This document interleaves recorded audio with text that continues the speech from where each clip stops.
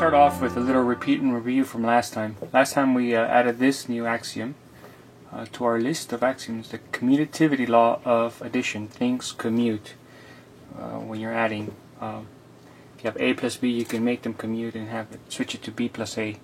No harm done. That's always going to be okay for all the numbers and variables that we use in our class. Same thing for multiplication. A times b will be the same as b times a. We will accept that as an unproven statement. That's called an axiom. Add that to our list. We also had a new vocabulary word, and that of course was term. Where are you, term?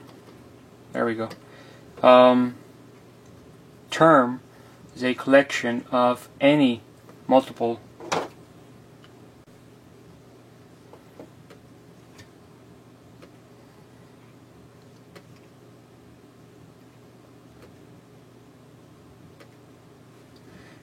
Alright, so let's get started. Today's our third lecture. We're adding 2 more axioms to our list of axioms, and it's going to be a super easy day. Alright, talk is cheap, let's do it. So the first thing we got to do is talk about the main idea. The main idea is that sometimes we'd like to add more than 2 items at a time. So let me explain what I mean by that. Usually we would add 2 items. For example, 3 plus 2, and that wouldn't be so hard. We'd say, oh, 3 plus 2, that's equal to 5, and we know exactly why. That's by the addition table. Yippee-ki-yay. Easy, right? That's adding 2 items at a time. The question is, what would happen if you have more than 2 items? So what would happen if you had 3 plus 2 plus 10, for example? That's 3 items. 3 terms, actually. We'll start using that word. 3, 2, 10. 3 terms. How would you have 3 of them? So here we have 2 possibilities at least. We could say, you know what, I'm going to associate the 3 and the 2 together. I'm going to focus on those first, and then I'll deal with the 10 later. But the other possibility, here, let me make this little division here. The other possibility might be that we do it this way: 3 plus 2 plus 10, and we associate the 2 and the 10.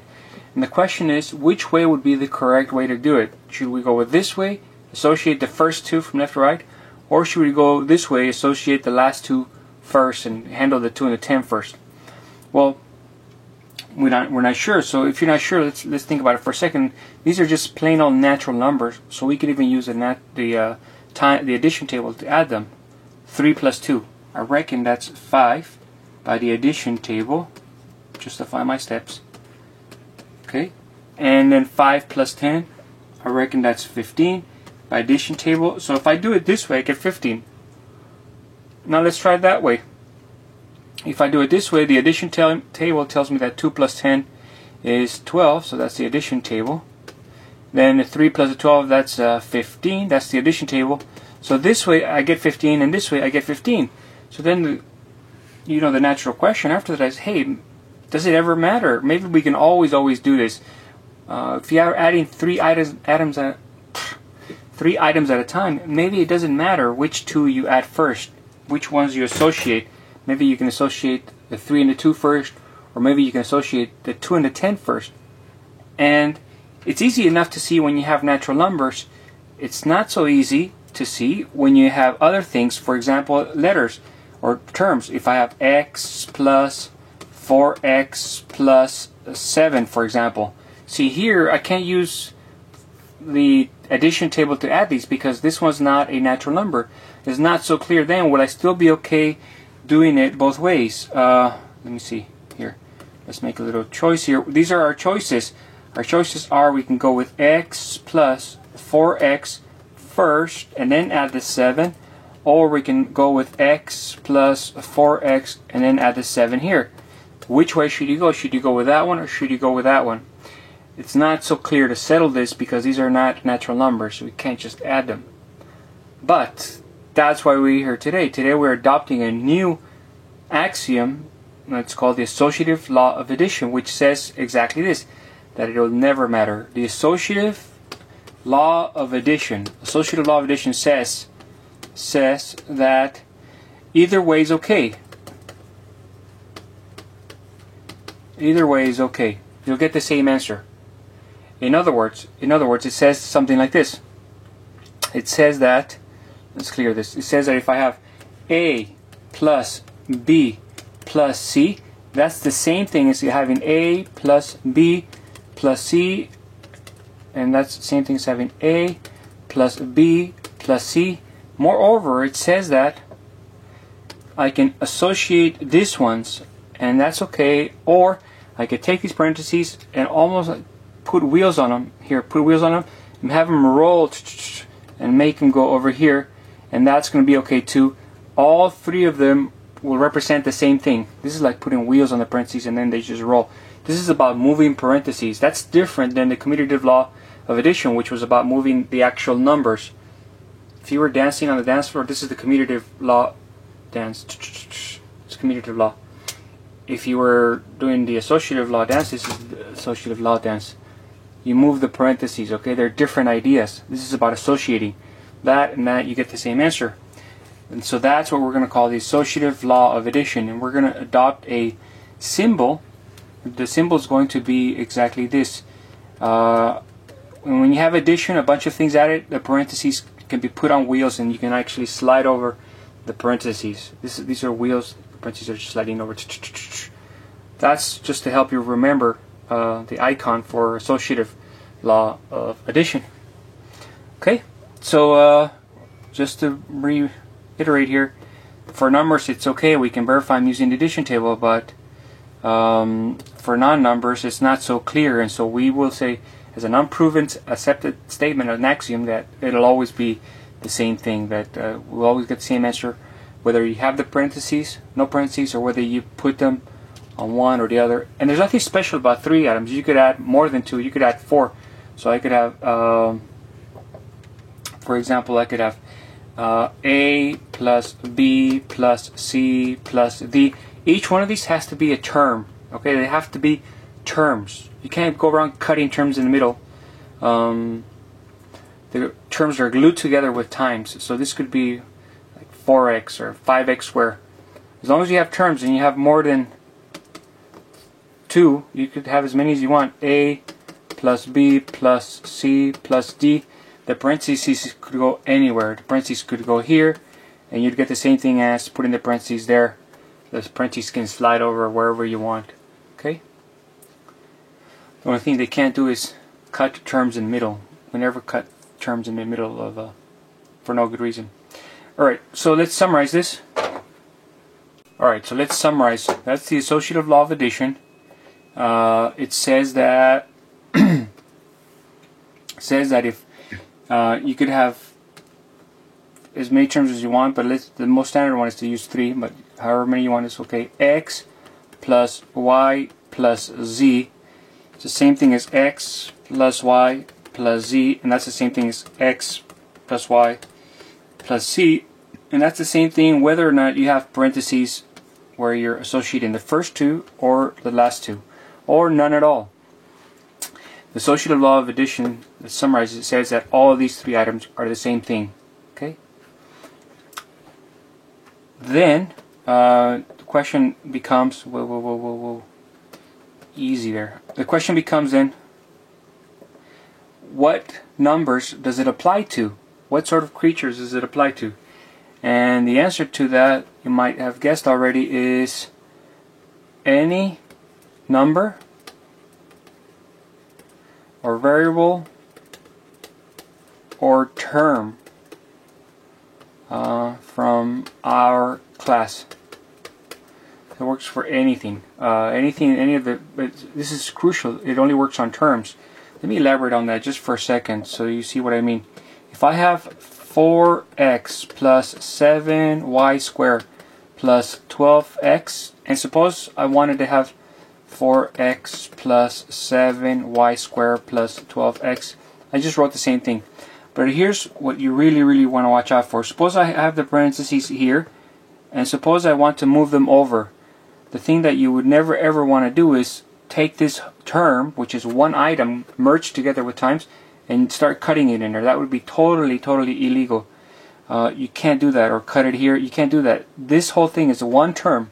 That's why we spent like 5 minutes last lecture explaining what a term is. they're glued together, they're merged with time, so you can't go around splitting them without any good cause. It either stays, all of it stays in that side, or all of it stays there. You can't cut it in the middle, okay? That would be okay. Or this would be okay, but this would not be okay. You can't go around slicing, massacring the terms. Not okay. Alright, so it applies to any term, any number, any variable from our class. Alright, let's go to the other thing here, and of course the other one was to practice. We've practiced that a lot already. That's it. That's the associative law of addition. And again, no surprise, these axioms come in pairs. So there was one for addition. What do you think the other one would be? You guessed it. It would be for multiplication, and they would look at almost the same as before. You put the parentheses in wheels, and you can move them. You can slide them over, except you do that through times. So let's see that what it says. Let's do what it says first. Let's summarize what it says. It says that. Let's go with yellow. It says that if I have A times B times C, that's the same thing as A times B times C. That's the same thing as A times B times C. But more than that, it says that if you can associate those, and that would be okay, or you can associate these. Now notice that this is one term, because there's three pieces are being multiplied. This is actually one term. This is one legal way that you can massacre a term and just cut it in the middle. You can just group certain things within a term if they're all times. That's associative law of multiplication. Okay, there's no plus anywhere here. You see, there's no plus. It's just one term that's being looked at. You're multiplying the last two items, and that's okay. Or you can multiply the first two items. As an example, well, I'll do an example in a second. Let me proceed here with a summary. So what it applies to, again, any number, any variable, and especially any term from our class. Okay, that's what it applies to. And let me do a couple more practice ones. Let's do it with actual numbers. So suppose I have I like yellow. Let's go with yellow. Suppose I have 3 times 4 times x, right?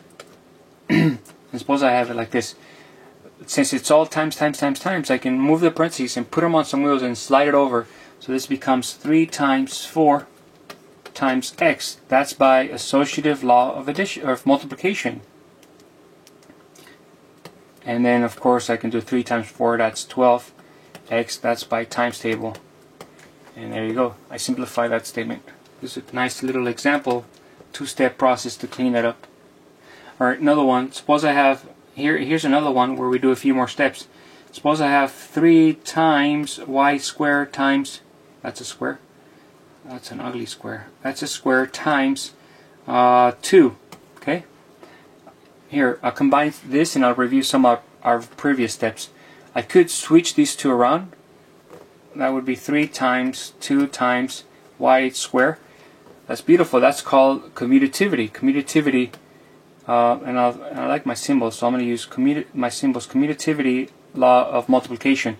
These two were commuted. I could take it one step further. I can take those parentheses and slide them over. That would be 3 times 2 times y squared. There's a times here, so that's called associative law of multiplication. I reassociated them. I slide the parentheses over to associate the first two items. But wait, there's more. I'll continue here. That's equal to 6y squared. Why? Because 3 times 2. That's a times table. Those are natural numbers. 3 times 2 is times table. And there you go. I cleaned this little term. I rewrote it in a different way using perfect, beautiful, amazingly logical steps here. They're unquestionable. This is what's amazing about this class. We're going to be able to break things down to where the logic is so penetrating and so exact that it almost looks like poetry. You see every single step, step by step by step by step. Perfection, perfection, justified, axioms, axioms, axioms. No wishy-washy stuff. This is what I love about this class. We can do stuff like this. Alright, I think we should wrap it up here. Those are the 2 axioms a day. We're going to keep it really, really, really simple. Today we just learned 2 things. Associative law of addition, associative law of multiplication. Which is almost just like one thing, because they're the same thing except one has a plus and one has a times. The other one would be exactly the same, except all these would be plus, plus, plus, plus, plus. Right? So, maybe we can summarize. Let's summarize. Associative law of addition. You got 3 or more items. You can slide the parentheses any way you want, except don't cut through terms. That applies to any symbol, number, or term from our class. We also did the multiplication version of it. Same deal. And of course we reviewed the term. Term is any collection of numbers or variables merged with multiplication. Super, super important. We did it last time. We did it again today. Alright, I think I'll stop here. See you guys. Peace.